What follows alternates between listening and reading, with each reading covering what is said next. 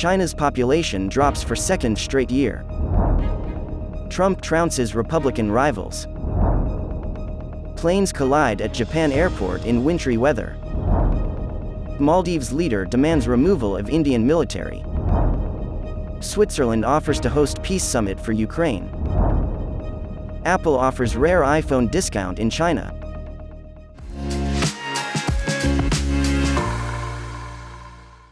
Hello, I'm Johnny. Thank you for joining us on Funday News. It's Thursday, January 18th, and here are your top stories.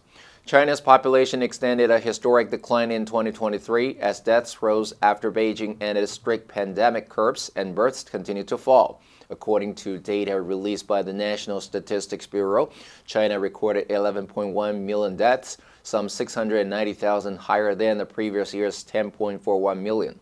The increase is likely due to a swell in COVID-related fatalities in the months after authorities abandoned their COVID-0 strategy in December 2022 and led to an explosion of infections. The government didn't say how many people died from COVID and related causes. An independent study published in August estimated the unexpected COVID exit caused 1.9 million excess deaths in 2 months. The number of people in the world's second-largest economy fell for a second year by 2.08 million to 1.41 billion in 2023. The Chinese population started shrinking in 2022 for the first time since 1961, the final year of the Great Famine under former leader Mao Zedong. A total of 9.02 million babies were born in 2023, a new low on record.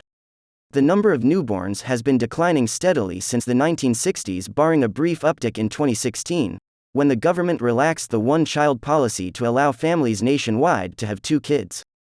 China is among East Asian countries struggling to reverse a drop in birth rates, which could reduce the size of the workforce that drives growth and funds pension systems.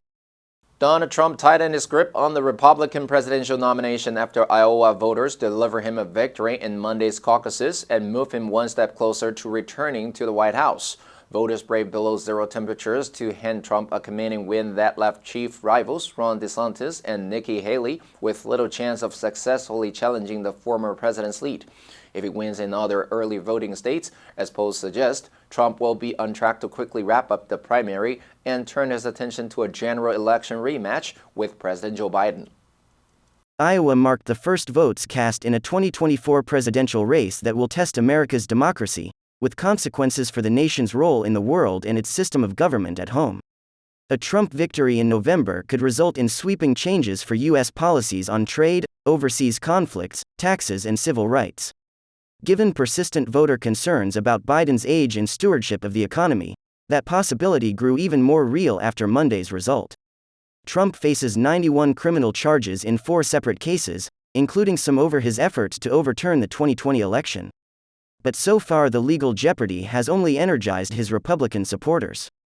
On Tuesday, amid heavy snow, a Korean airplane clipped wings with a Cathay Pacific jet at an airport in Japan's northern island of Hokkaido, an incident that comes just weeks after a fatal aircraft collision in Tokyo. According to the airport operator, no injuries were reported in the collision at Hokkaido's new Chicho's airport, which occurred around 5:30 p.m. The Korean Airjet had 289 passengers and crew on board, while the Cathay Pacific plane was empty. Airport safety issues have been under scrutiny in Japan following a fatal collision at Tokyo's busy Haneda Airport on January 2nd, when a Japan Airlines jet burst into flames after hitting a Coast Guard plane. On Tuesday, both airlines confirmed the incident on social media, with Korean Air saying one of its aircraft came into contact with the Cathay plane during pushback, adding it was cooperating with all relevant authorities. Cathay Pacific said its plane was stationary at the time with no customers nor crew on board when it was struck by a Korean Air A330 which was taxiing past. Cathay Flight 583 from Sapporo to Hong Kong was cancelled, with the Hong Kong-based carrier saying passengers would be picked up by additional flights later in the day and on the following day.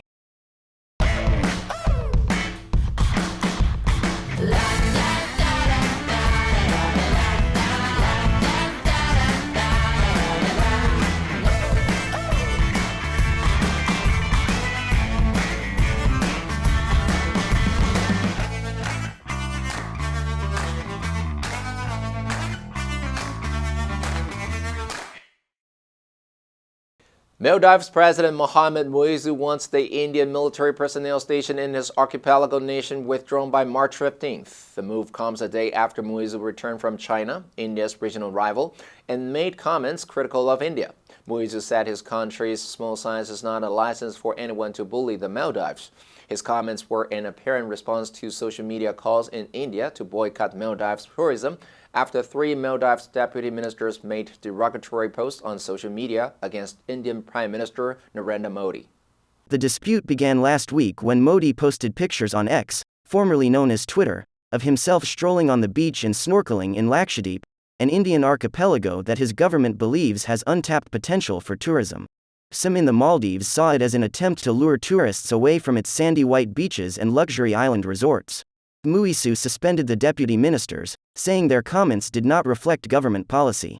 However, Muizzu on his return from China announced plans to free Maldives of its dependence on India and find alternative places for Maldivians to obtain education and health services and import staples and medicines. Swiss President Viola Amherst said Monday during a visit by Ukrainian President Volodymyr Zelensky to Bern that her country has offered to organize a peace summit that aims to help bring an end to Ukraine's ongoing war with Russia. The two presidents said the Ukrainian and Swiss teams will begin preparations for the Global Peace Summit in Switzerland as early as Tuesday. No details were provided about when or how such a summit could take place, and Russia hasn't been involved in the process. Talks of a peace summit come as Ukrainian military chiefs said Monday their forces had shut down a Russian early warning and control plane and a key command center aircraft, which, if confirmed, will be a feat for Ukraine in the almost 2-year war. Zelensky said, "This summit is intended to infuse the necessary energy into everything that has already been achieved and to determine that the end of the war must be fair, and the restoration of the strength of international law, complete."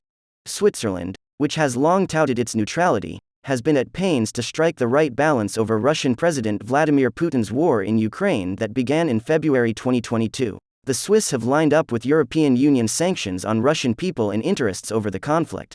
Zelensky's trip to Switzerland, where he also met with parliamentary leaders on Monday, includes a visit Tuesday to the World Economic Forum's annual meeting in the eastern town of Davos. Apple is offering discounts across a range of its products in China, including the latest iPhones, its website shows, as it faces rising competition and growing fears of a lack of demand for its flagship smartphone. Between January 18th and January 21st, Apple is offering 500 Chinese yuan off its iPhone 15 range, including the most expensive iPhone 15 Pro Max. There are also discounts available on certain Mac models and the Pad. The offers come ahead of the Lunar New Year in mid-February. While third-party retailers in China sometimes offer discounts on iPhones around holiday periods, it's extremely rare for Apple to do so on its own retail channel. In a note on January 7th, analysts at Jefferies estimated that Apple experienced a 30% decline in iPhone sales year-on-year in the first week of this month. Jefferies also said Apple saw a 3% year-on-year decline in iPhone sales in China in 2023. That's thanks mainly to rising competition from local players like Xiaomi and Huawei, which are offering competitive high-end products. Last year, Huawei launched a smartphone that contained a high-end chip despite US sanctions designed to stop the Chinese tech giant from getting its hands on such technology. State media hailed it as a technological breakthrough. That device has helped Huawei boost its sales and make its comeback in the smartphone market in China after its handset business was dealt a heavy blow by US restrictions. The answer for yesterday was B, abolished. National service was abolished in the UK in 1962. Did you answer correctly? Now let's delve into the news of Maldives leader demands removal of Indian military. Number 1, station, 派驻使驻扎. Reports from the capital Lome say troops are stationed on the streets. Number 2, boycott, 拒绝购买, 抵制. We are asking people to boycott goods from companies that use child labor. Number 3, derogatory, 贬低的, 贬义的. He refused to withdraw derogatory remarks made about his boss. Next, we have a multiple choice question for everyone to practice. Which answer would you choose? You can write your answer in the comment section. The correct answer will be announced tomorrow. And that's all for today's Funday News. Be sure to tune into Funday News from Monday to Friday and click the link below to join Funday for free. I'm Johnny Wu, your host.